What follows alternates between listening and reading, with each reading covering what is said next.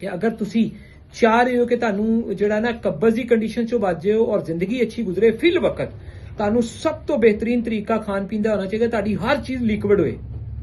यानी कि नीम गर्म शोरबा होए सब्जी भी ये टिंडे इन्ने पक्के होन गले होए कि उन्होंने थोड़ी जी मधानी फेरिए तो शोरबा हो जाए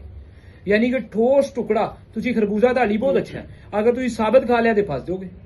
उन्हें हजम नहीं होना ना टाइम लेंदा है तुसी उहदा जूस ग्राइंड करके उन्होंने पीओ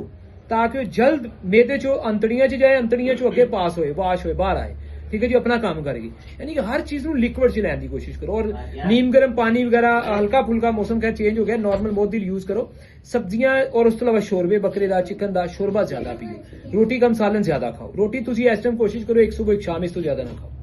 तुहानू तमन्ना है तो तुसी टिंडे की तोरी की कद्दू की शलजम की सब्जी प्लेट भर के खाओ लेकिन सब्जी उदो हजम होती है जो सुरख मिर्च बनी हुई यानी कि अद्धा लसन प्याज सुरख मिर्च थोड़ी करारी बनी हुई घर के मसाले अच्छी बनी हुई फिक्की फुक्की सब्जी फिर हजम नहीं होती वो फिर गैस ही बननी तो वो देसी घी हो जाएगा तो जैतून का आयल इस्तेमाल करो अपनी जिंदगी और बेहतर करो जल्दी इंशाल्लाह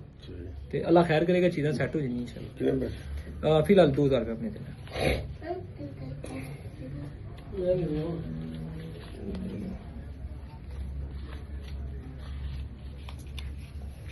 जी ओके इंशाल्लाह बाकी व्हाट्सएप पे इंशाल्लाह आपके साथ बातचीत होती रहेगी जो भी कोई मसला मसाला आए मैं ना जी इतवार ਨੂੰ सिर्फ बैठ रहे हैं 12 तो 8 और बुध ਨੂੰ 12 तो 6 सिर्फ 2 दिन टाइम दे रहा हूँ बाकी ऑनलाइन ही सारा हमारा चेकअप का निजाम चलता है तो अभी जैसे 26 को मैंने सऊदीया जाना है फिर इससे एक दिन पहले वापसी होगी इंशाल्लाह और उसके बाद फिर बाकी जो मामलात हैं वो फिर ऑनलाइन चलते रहते हैं क्योंकि यहाँ बैठ के कंट्रोल करना दुनिया को मुश्किल है ऑनलाइन वाला निज़ाम वैसे हमारा बेहतर है व्हाट्सएप वाला उस पर चीज़ें